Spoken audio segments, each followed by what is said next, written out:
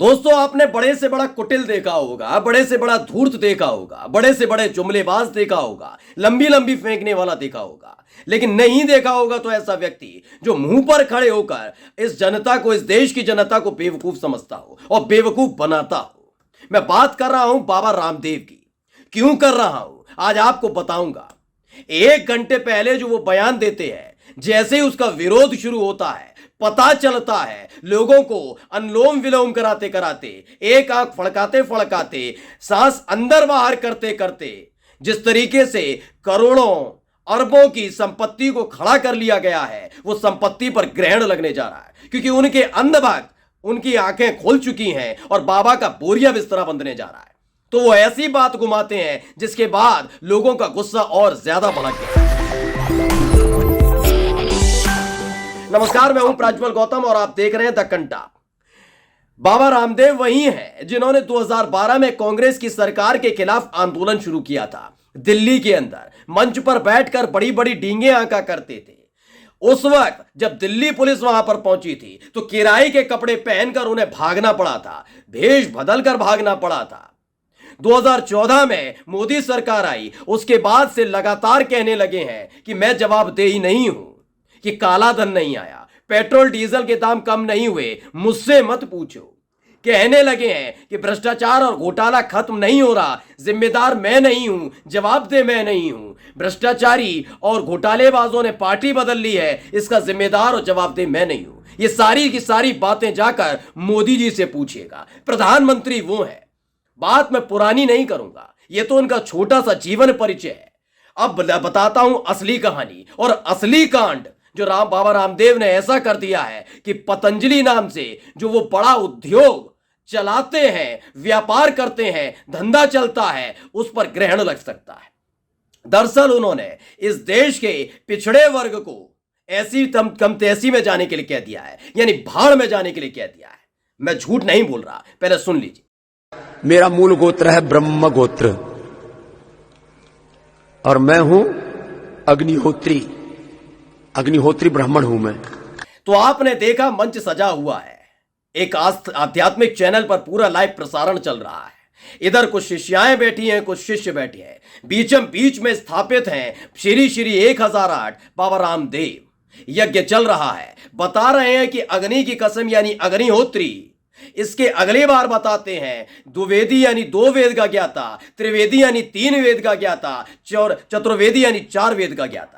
लेकिन अपने आप को अग्निहोत्री ब्राह्मण बताते बताते उन्होंने कह दिया कि ओबीसी कहते हैं कुछ लोग मुझे, ओबीसी जाए ऐसी कम तैसी में। सुन लीजिए।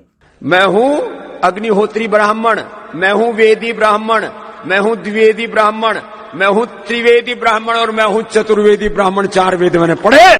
ये देखा, झमाझम स्क्रीन पीछे लगी है, अकूत संपत्ति दर्शाई जा रही है, प्रदर्शन किया जा रहा है कि कैसे इस देश को पेट अंदर बाहर करवाते करवाते एक बाबा ने कितनी अकूत संपत्ति को कमा लिया है।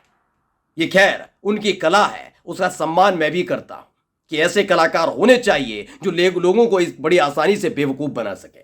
खैर जो भी है, अब उन्होंने करा क्या है, जैसे ये वीडियो निकलकर सामने आई दोस्तों, उसके बाद बाबा रामदेव के खिलाफ मोर्चा खोल दिया गया।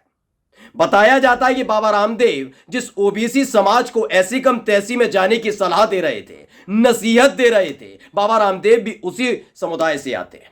लेकिन इन दिनों वो बड़े प्रखंड विद्वान हो चुके हैं, अपने आप को ब्राह्मण समझने लगे हैं, ओबीसी को निचले दर्जे का समझने लगे हैं, तो ओबीसी को भाड़ में जाने की, ऐसी कम तैसी में जाने की नसीहत दे रहे थे। एक बार फिर से सुनिए।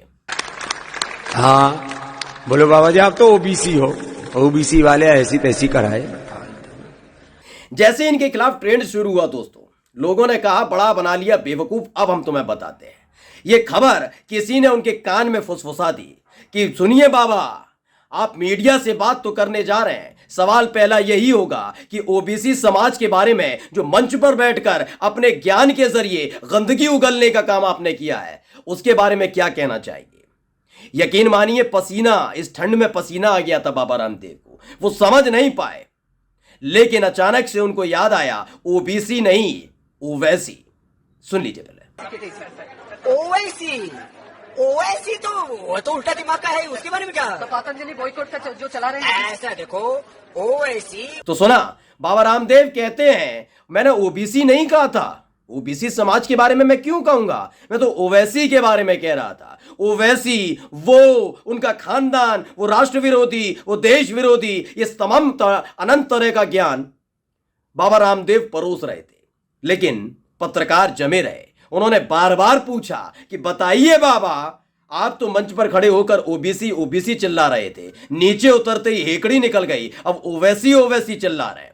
एक बार दोबारा सुनिए, ओवैसी वाला क्या? का उसके पूर्वजों का हमेशा देशद्रोही सोच रहा है, उसके बारे में हमको कोई गंभीरता से नहीं सर। ओबीसी ओबीसी का नहीं है, ओबीसी का हमने कभी कुछ उल्टा नहीं बोला। ठीक, यही है बाबा रामदेव। बाबा रामदेव यही है। मैंने क्या कहा था, इस देश ने बड़े से बड़े धूर्त, बड़े से बड़े चालाक, बड़े से बड़े कुटिल, बड़े से बड़े जुमलेबाज और बड़े से बड़े लंबी लंबी फेंकने वाले, यानी सोचिए जेवलिन चैंपियन नीरज चोपड़ा क्या फेंकते होंगे, उनसे बड़े बड़े फेंकने वाले इस देश ने देख लिए। अब इस देश को सामने खड़े होकर 1 घंटे के अंदर गुमराह करने वाले इस बाबा को भी देख लीजिए। यह है बाबा रामदेव। कितना गजब का ज्ञान दिया है। मंच पर बैठकर अपनी शिष्याओं के साथ ओबीसी समाज को कोसने वाले, उन्हें भाड़ में जाने की सलाह देने वाले बाबा रामदेव का जब पूरा का पूरा साम्राज्य और उनका व्यापारिक जो पूरा लेन देन है सिमटने का वक्त आ गया, तो उसके फौरन बाद इनकी हेकड़ी निकल गई। ये समझ गए कि अगर मैं कुछ हूं तो इसी धन दौलत की वजह से हूं, इन्हीं लोगों की वजह से हूं जिन्हें मैं 10 रुपए का चूरन 100 रुपए में बेचता हूं।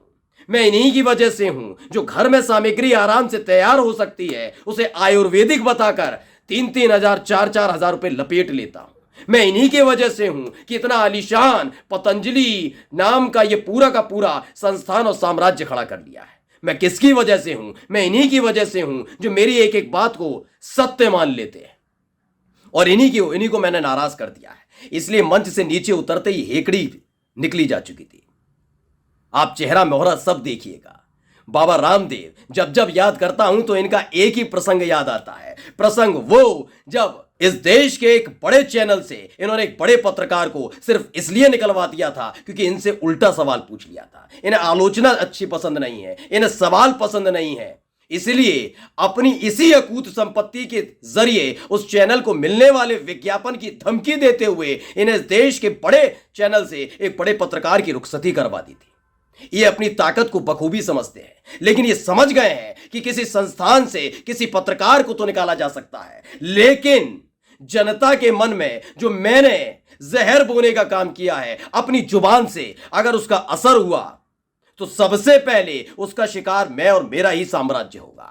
इसीलिए जैसे ही ऊपर से नीचे उतरे, ओबीसी को ओवैसी में तब्दील किया कि कम से कम मुसलमानों के खिलाफ बोलूंगा, ओवैसी के खिलाफ बोलूंगा, तो दिन रात हिंदू और मुसलमानों को से घिन करने वाले इनके साथ खड़े हो जाएंगे। लेकिन ओबीसी समाज ने साफ तौर पर ऐलान कर दिया है कि बाबा जरूर हम मासूम हैं, जरूर हम नादान हैं, हो जाते हैं गुमराह, लेकिन बेवकूफ नहीं है, कतई बेवकूफ नहीं है कि मंच पर खड़े होकर जो बोला वो या तो सुनाई ना दिया हो या हम समझ ना पाए हो। माना जा रहा है ईंट से ईंट बजाने का ऐलान कर दिया गया है और बाबा को अलग से टेंशन हो गई है। नमस्कार।